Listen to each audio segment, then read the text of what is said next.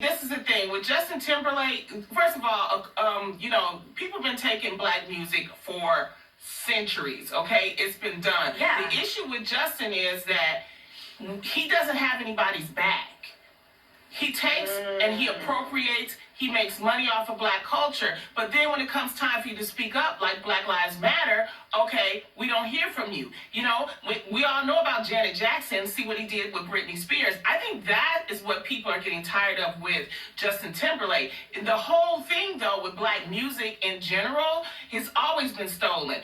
But the thing is that people use it and they do it to answer your question, Munchkin. It's about sales. White people generally buy from white people.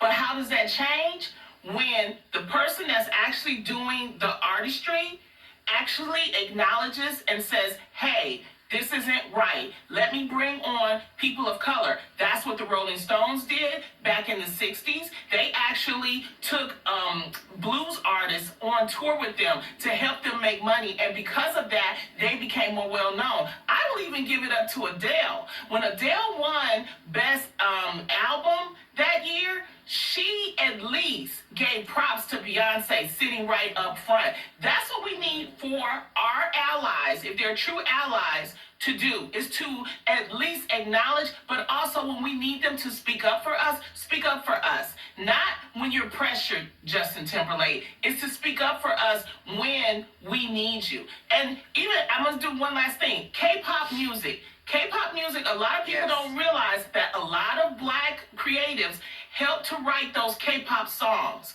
I have to give it up to the K-pop group, BTS, because during the summer of racial injustice, that group gave over $1 million to the BML movement. That is the kind of allies that we need to help us. Now, you can take, and we all kind of